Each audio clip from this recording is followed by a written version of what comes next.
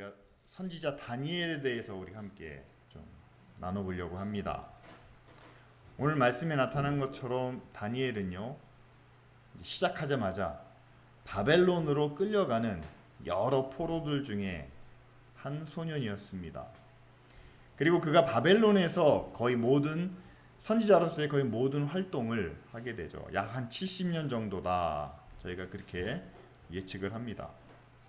다니엘을 우리가 이해하기 위해서는 그 당시에 어떤 역사적 배경을 조금은 알아야 되기 때문에 몇 가지 중요한 내용만 제가 한번 PPT로 올려드립니다.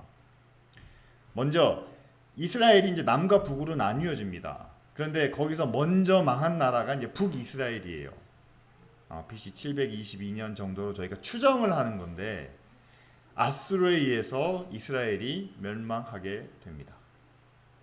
그런데 이 북이스라엘을 멸망시킨 아수르도 그 이후로 한 100년 정도밖에 가질 않아요. 100년 후에는 이 아수르가 바벨론과 메소포타미아 연합군에 의해서 이제 아수르가 멸망을 하게 되죠.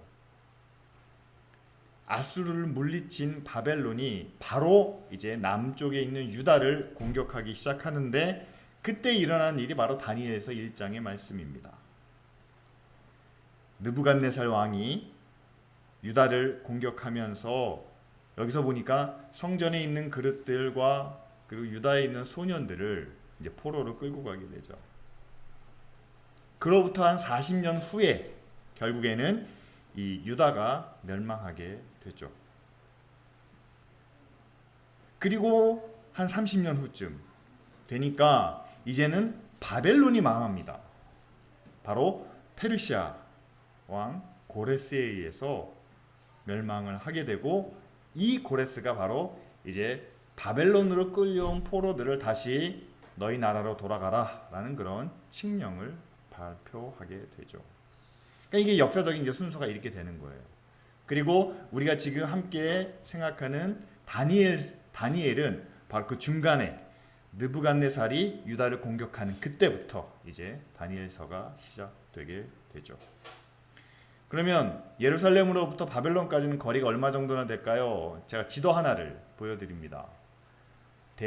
지중해 한쪽 귀퉁이에 있는 저 예루살렘에서 쭉 올라가다가 이제 유브라데스 강을 통해서 이제 바벨론, 지금 우리가 볼 때는요 이란, 이라크 그쪽 쿠웨이트 근경 지역까지 아마 가지 않았을까. 거리는 보통 한 1400km 정도라고 저희가 추측을 합니다. 그 당시 수많은 사람들이 포로로 끌려간 소년들까지 아마 걷는 속도라고 한다면 아마 끌려가는 그 기간만 해도 수개월이 걸렸어요. 한 3, 4개월 정도 걸리지 않았을까 생각하는 그런 먼 길을 이제 가게 되는 거죠. 자, 이제 한번 다니엘서를 우리 다 같이 한번 살펴보겠습니다. 여호야김 3년 느부갓네살 왕이 처음으로 유다를 공격했을 때 바로 그 전쟁에서 유다는 큰 패배를 하게 됩니다. 그래서 예루살렘 성전 안에 있는 그릇들도 빼앗기고 소년들까지, 그 소년들 중에는 아무 소년이나 데리고 가는 게 아니라 왕족이나 귀족, 용모가 준수하고 지혜와 지식과 학문까지 좀 두루 갖춘 소년들을 이렇게 차출해가지고 포로로 끌고 가게 되죠. 근데 여기에 여러분 이 두 가지 내용에 숨겨진 의도가 있습니다. 뭐냐면은요, 성전의 그릇을 가져다가 바벨론에 있는 자기 신의 신전 창고에 두었다라는 말은 뭐냐면은요, 승리한 국가의 신이 패배한 국가의 신을 이겼다라는 그런 의미를 포함하고 있습니다. 그러니까 이스라엘이 믿는, 유다가 믿는 여호와는 바벨론 신에게 졌다, 아무 능력이 없다라는 것을 선언하는 목적이 있죠. 두 번째로 소년들을 데리고 갑니다. 여러분 지금도 그렇지만 지금 자라는 청소년들은요 우리의 미래입니다. 그런데 그 소년들 중에서 정말 신분도 좋고 용모도 좋고 지혜나 지식이나 모든 것에 뛰어난 소년들을 다 데려다가 여기서 보니까 뭘 한다고 그래요? 바벨론의 학문, 그 다음에 바벨론의 모든 풍습이나 전통이나 이 모든 것들을 3년 동안 가르치게 된다고 합니다. 그래서 어떻게 할까요? 바벨론 왕궁에서 왕을 섬기게 하고 또한 바벨론 왕궁에서 바벨론이 섬기는 신을 또한 섬기게 하는 바벨론화 정책을 그들이 폈다는 사실이죠. 여러분, 우리도 일제시대를 경험했기 때문에 저도 배운 바에 의하면 비슷한 내용들을 기억하고 있습니다. 내선일체다. 일본과 조선은 하나다라고 하면서 일본 말을 가르치고요. 일본 이름을 쓰게 하고 그들의 풍습까지 따라하도록 합니다. 그러면서 자연적으로 말하는 게 그거죠. 일본을 떠나서는 조선의 미래가 없다라는 거죠. 여기도 마찬가지입니다. 바벨론을 떠나서는 너희의 미래는 없다라는 의도로 소년들을 데려다가 바벨론식으로 가르치게 되는 거죠. 그렇게 끌려간 많은 소년들 가운데 다니엘이 있었고 또 우리가 나중에 살펴볼 3명의 친구가 있었습니다. 그럼 우리가 한번 던져봐야 되겠죠. 과연 이 소년들은 포로로 끌려가서 어떤 생각을 했을까? 뭐가 가장 힘들었을까? 저는 이 질문이라고 생각합니다. 이제 우리가 이전에는 적이었는데 바벨론이 적이잖아요. 근데 지금은 점령국이 됐어요. 다시 말하면 지배하는 지배국이 됐습니다. 우리는 지배를 받는 입장이에요. 그렇다면 이제 바벨론, 우리를 지배하는, 우리를 통제하는 바벨론까지 왔는데 과연 우리가 내가 태어났던 그리고 내가 자랐던 유대인으로서 하나님의 백성이라는 정체성을 지켜야 하는가? 아니면 지금 우리를 통제하고 우리를 지배하고 있는 바벨론의 한 종으로 살아야 하는가? 라는 문제죠.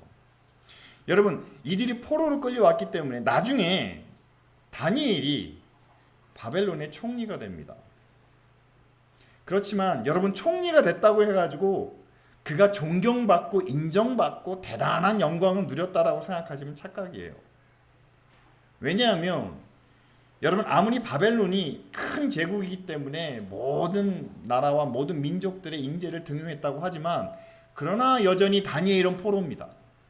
총리가 돼도 포로예요. 따라서 이 다니엘과 함께 온 소년들에게는 이 질문이 있는 거예요. 내가 유대인으로 태어났는데 하나님을 여호와라고 섬겼는데 내가 그 유대인으로서의 정체성을 지켜나갈 것인가? 아니면 이제는 대세가 바벨론이잖아요.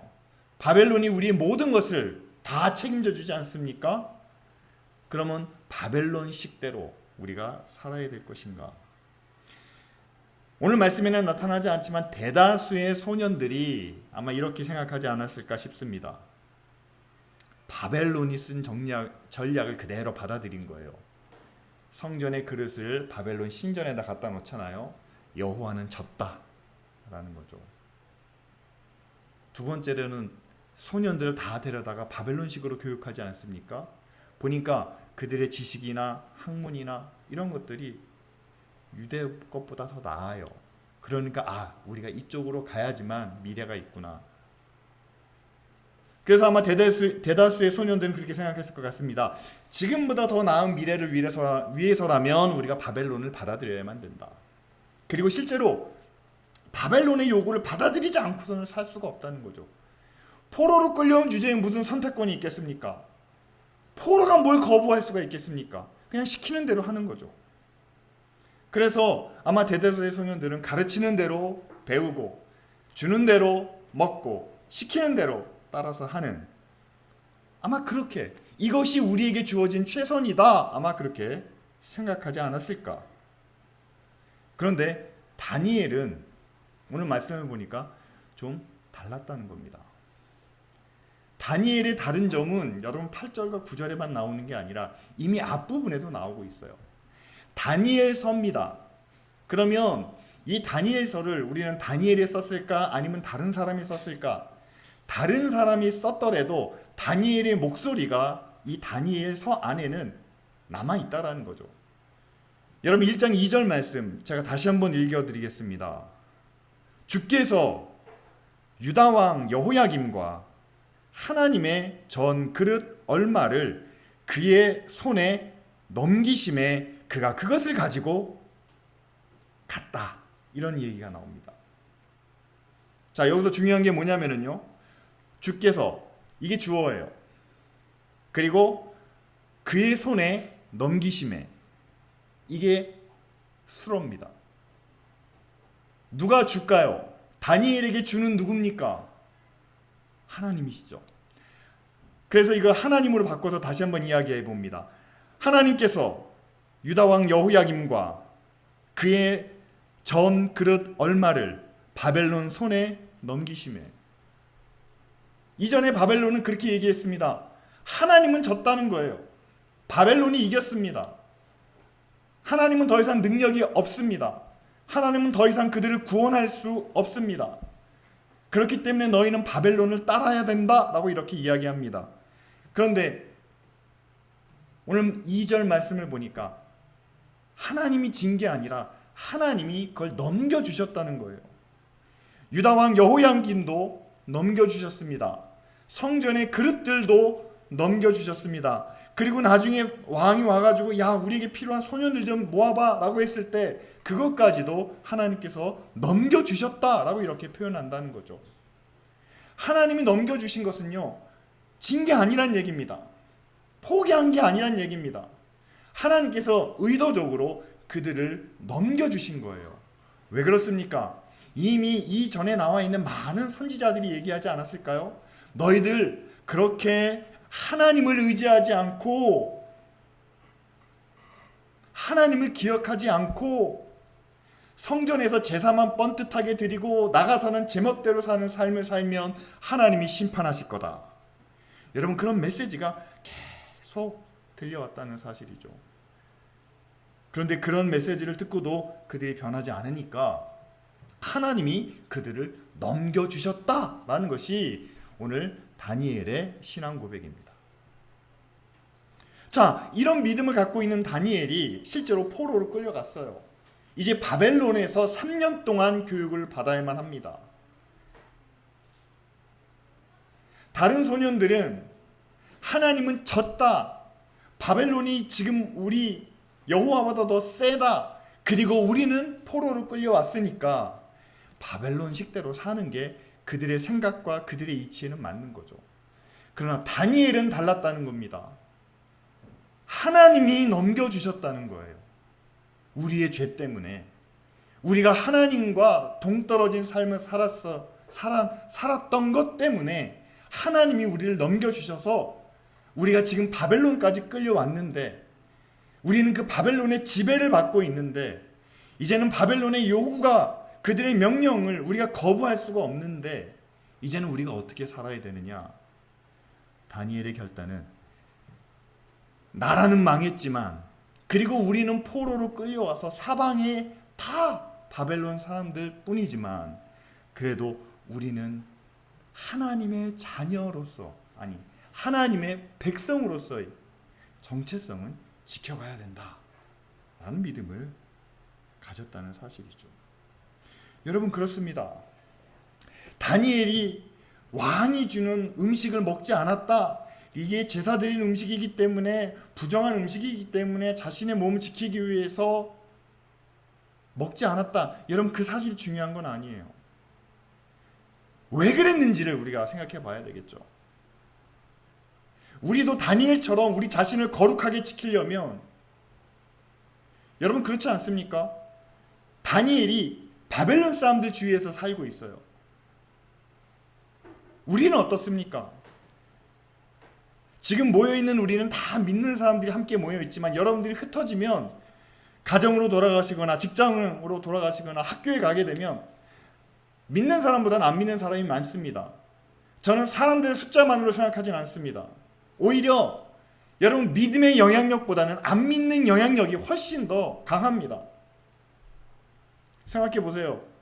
여러분들이 직장에서, 여러분들이 학교에서 만나는 사람 중에서 여러분들이 믿음의 영향력을 나타내려고 한다면 뭐 하나님의 이름이나 교회 이야기를 하는 것이 아니라 여러분들이 하나님 앞에서 정직하고 의롭고 바르게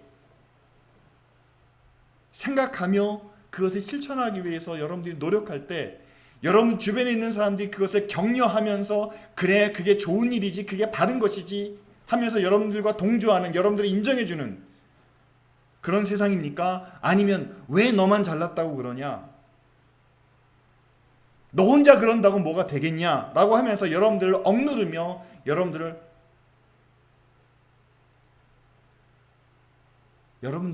어렵게 만드는 그런 세상입니까? 저는 후자라고 확신합니다. 다니엘이 바벨론에서 사는 것처럼 우리도 그런 세상에서 살고 있다는 사실이에요.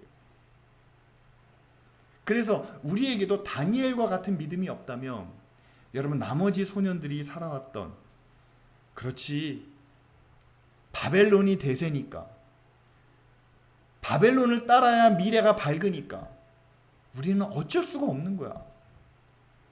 우리도 그런 선택을 내릴 수밖에 없다라는 거죠.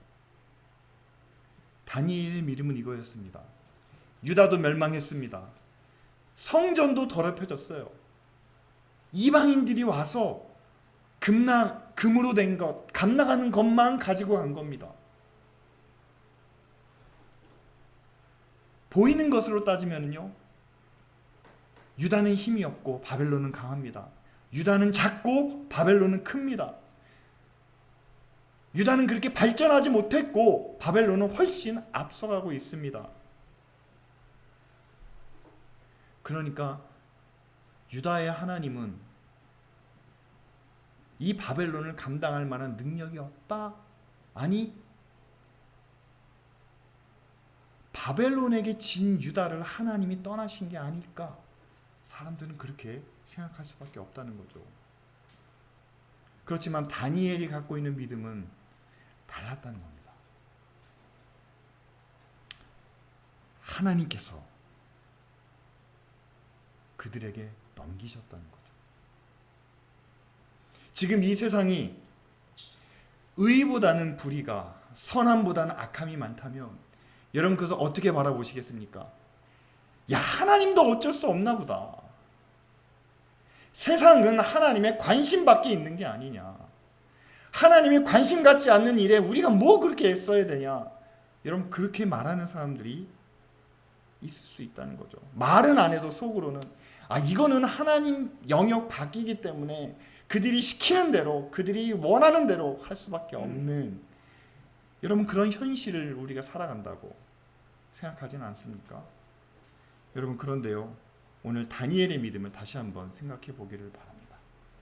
성경에서도 그렇게 말씀하고 있어요. 마지막 때가 되면 악이 창궐하게 되고 의인들이 고난과 핍박을 경험하게 됩니다. 의인이 받는 고난이, 의인이 받는 그 시련이 하나님의 능력이 없어서나 하나님이 외면하시거나 하나님이 그들을 그냥 고난 가운데 내버려 두시는 게 아니라는 거죠. 하나님이 오히려 세상을 향해서 그것을 허락하셨다는 겁니다. 왜 허락하셨을까요?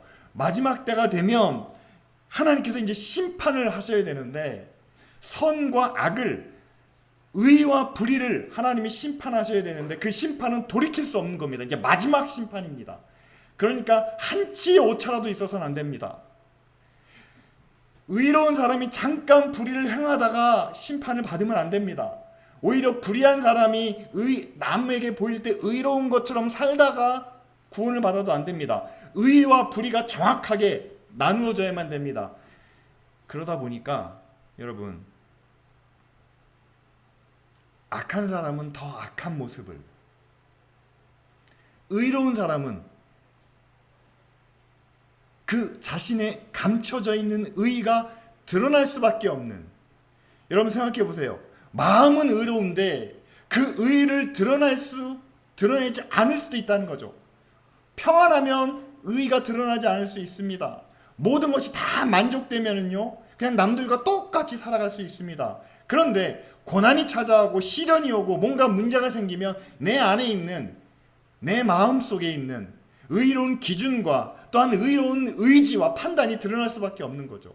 예, 그렇습니다. 하나님께서 마지막 하나님의 심판대 앞에 의와 불의를 명확하게 구분하시기 위해서 잠깐 동안 하나님께서 이 세상에 악이 지배할 수 있는, 그들이 마치 모든 것을 다 가진 것처럼 보이는 그런 상황을 하나님께서 허락하셨다라는 거죠. 그렇다면 여러분, 다니엘이 주님이 넘겨주셨습니다 라고 고백하는 것처럼 우리도 똑같은 고백을 할 수 있어야 되겠죠. 하나님께서 여러분 세상을 향해 이렇게 허락해 주신 겁니다. 악이 많아도 불의가 모든 것을 다 정복하고 있는 것처럼 보여도 그러나 하나님이 허락하신 일입니다.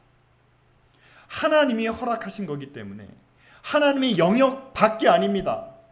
하나님의 능력이 없어서도 아닙니다. 그 안에서 우리는 그런 어떤 믿음으로 살아야 됩니까? 하나님이 허락하신 일들을 우리도 믿음의 눈으로 바라보며 우리는 그 안에서 변함없이 하나님의 자녀로 믿음의 사람으로 살아야 되는 그런 결단이 있어야 된다는 거죠. 다니엘이 바벨론에 끌려왔지만 나는 하나님의 백성으로 살겠다라는 결심을 했을 때 여러분 두려움이 없었을 거라 생각하십니까? 위대한 선지자니까 두려움 없이 환관장에게 찾아가서 이렇게 해주세요 라고 요청을 했을 거라 생각하십니까? 아닙니다.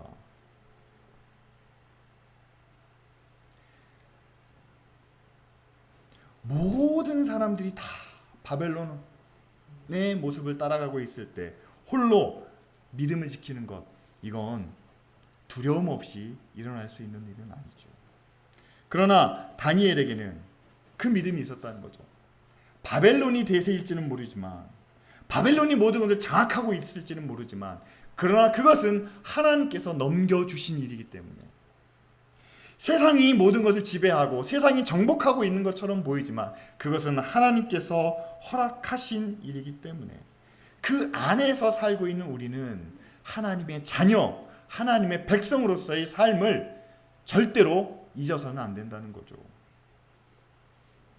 그렇다면 여러분, 어떻게 그 바벨론 안에서 하나님의 백성으로 살아갈 수 있었을까요? 우리는 정말 이 악한 세상에서 어떻게 의로운 하나님의 백성으로 살아갈 수 있을까요? 여러분, 오늘 말씀에 8절과 9절 읽었죠? 다니엘이 결단을 하고 마음을 정합니다. 뜻을 정하여 왕의 음식과 포도주를 그것으로 자기를 더럽히지 않겠다라고 하면서 환관장에게 찾아가서 그것을 구하게 되죠. 여러분, 제가 앞에서도 말씀드린 것처럼 여러분 음식과 포도주의 의미가 뭘까 한번 생각해 보시기 바랍니다. 우상에게 드려진 음식이니까 그것으로 더럽히지 않기 위해서, 아니면 거긴 돼지고기도 들어가 있으니까 율법을 지키기 위해서. 사실 이건 너무 뭐라 그럴까요? 너무 좀 단순한 해석인 것 같고요. 여러분, 3년 동안 다니엘이 그 소년들과 함께 훈련을 받습니다. 바벨론의 지혜와 지식과 법률과 그 모든 것을 배우게 되죠. 근데 거기에서 가장 중요한 부분은 그겁니다. 왕 앞에서는 어떻게 해야 된다. 근데 거기는 아마 이런 내용이 있었을 거예요. 왕을 섬길 때는 신처럼 섬겨야 된다. 바벨론의 신은 왕이다. 뿐만 아니라 왕과 함께 신을 섬겨야 될 때도 있습니다. 신 앞에 가서 제사를 드릴 때도 있을 겁니다. 그러면 왕과 함께 신전에 가서는 이렇게 해야 된다. 그것뿐만이 아니죠. 여러분, 그 3년 동안 교육을 받으면서 그들을 바벨론화 시키려면은요, 바벨론 백성들이 아침과 저녁으로 그들이 신 앞에 나아가는 그런 전통과 예절을 가르치지 않았겠습니까? 한국 교회도 여러분 일제시대 때 신사참배를 했습니다. 교회만 한 게 아니에요. 모든 학교, 관공서, 사람들이 모이는 데마다 신사참배를 했습니다. 교회도 그것을 했습니다. 마찬가지로 여러분 3년 동안 다니엘이 바벨론 왕 앞에 절할 때 그 신전 앞에 가서 그 바벨론 신에게 경배할 때 다니엘이 꿋꿋하게 버티면서 나는 안 합니다 라고 했을 거라 생각하십니까? 성경에서는 그런 얘기는 안 해요. 그러나 저희들이 생각할 땐 그렇습니다. 다니엘도 그건 했다는 거예요. 했을 거라 저희들이 생각합니다. 안 할 수가 없잖아요. 앞에서 말한 대로 포로로 끌려왔기 때문에 거부할 수 있는 권리가 없어요. 시키면 시키는 대로 해야 됩니다. 명령은 따라야만 됩니다. 그래서 아마 다니엘과 세 친구도 3년 동안 바벨론이 가르치는 신을 섬기는 전통, 아침과 저녁으로 신을 경배하는 모든 예식 빠지지 않고 참석을 했을 겁니다. 아니 그렇게 다른 것들은 다 따라 해놓고서 왜 굳이 음식과 포도주는 거절했을까요? 다 해놓고서 그거 안 먹는다고 안 마신다고 뭐가 달라질까요? 여러분 다니엘의 상황을 조금 이해해 주시길 바랍니다. 다 바벨론 사람들이에요. 그리고 다니엘이 갖고 있는 권리라고는 아무것도 없습니다. 그게 포로예요. 따라서 여러분 다니엘이 바벨론 관리에 의해서 누구에 의해서 명령과 요구로 내려오는 일은 그대로 순종할 수밖에 없었습니다. 따를 수밖에 없었습니다. 아니면 자기가 살 수가 없으니까요. 죽어야만 하니까요. 그러나 특별히 여기서 그 3년 동안 훈련을 받는 소년들에게 왕이 지정하여 자기의 음식과 자기가 마시는 포도주를 그들에게 베풀어 줍니다. 이거는 하나의 상과 같은 거예요. 포상과 같은 겁니다. 그리고 그들만 누릴 수 있는 특혜와 같은 겁니다. 자, 3년 동안 왕궁에서 왕을 섬기고 바벨론을 섬길 수 있도록 훈련받는 너희들에게 특별히 왕이 먹는 최고급, 최상급의 음식과 포도주를 준다. 너희들이 만일 여기서의 훈련을 잘 받고 왕과 나라를 잘 섬기면 이런 것들을 너희들이 평생 맛볼 수 있을 거다. 그런 의미에서 그들에게 포상으로, 그들에게 혜택으로, 특혜로 주는 음식과 포도주였습니다. 근데 다니엘이 그것을 거절하는 거죠.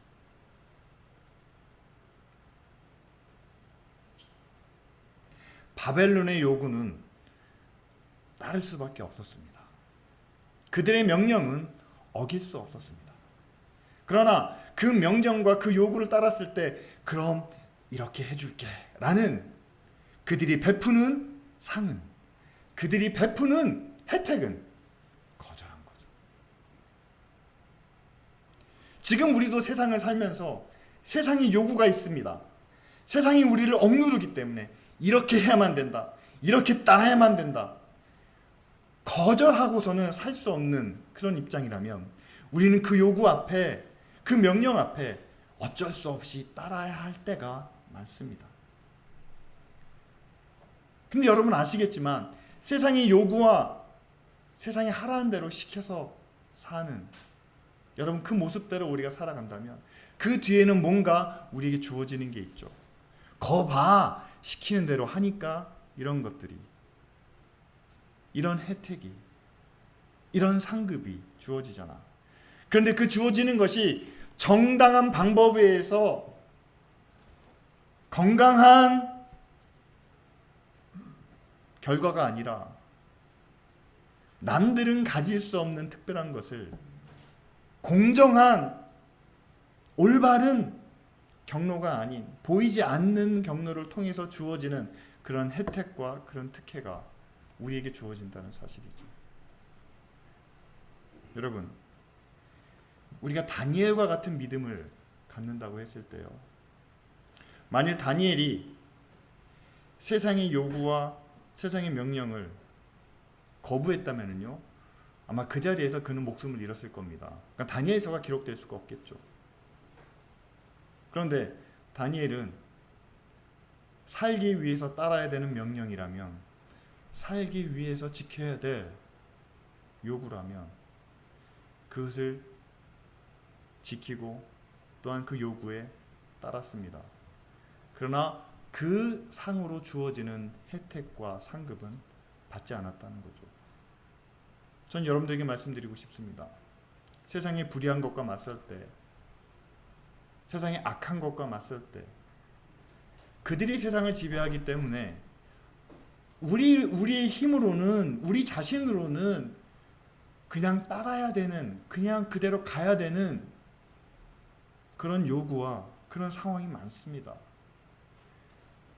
그런데 그들의 요구를, 그들의 바라는 것을 우리가 했다고 해서 우리는 자포자기하면서 그대로 묵묵히 따라가는 것이 아니라, 그러나 우리도 거절할 때가 있다는 사실이죠. 잘못된 요구를 들어줬다고 그들이 주는 잘못된 혜택까지 받아서는 안 됩니다. 불의한 명령을 따랐다고 거기에서 주는 건강하지 못한 상급까지 받아서는 안 됩니다. 이게 바로 다니엘의 결단이었다는 사실이죠. 오늘 저는 다니엘서를 보면서 남의 나라, 원수의 나라, 그 한가운데서 우리가 어떻게 하나님의 자녀로 살아갈 수 있을까? 믿음으로 구원받은 우리도 여러분 하나님의 자녀라고는 하지만 이 세상에서 우리가 마치 내 집처럼 그렇게 당당하게 살아갈 수 있는 상황은 아닙니다. 여러분 우리가 잘 아는 찬송 가사에도 이런 구절이 있지 않습니까?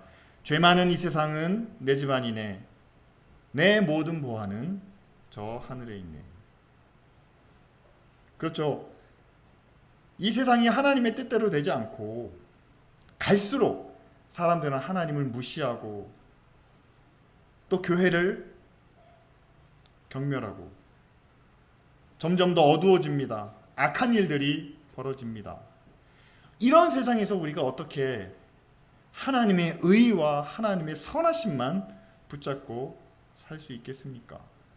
예, 여러분, 이 시대를 살아가는 모든 믿음의 사람들은 다 다니엘과 같은 믿음, 여러분 그 다니엘과 같은 그런 결단 때문에 정말 우리는 존경받아야 할 사람들이라는 거죠. 왜 그렇습니까?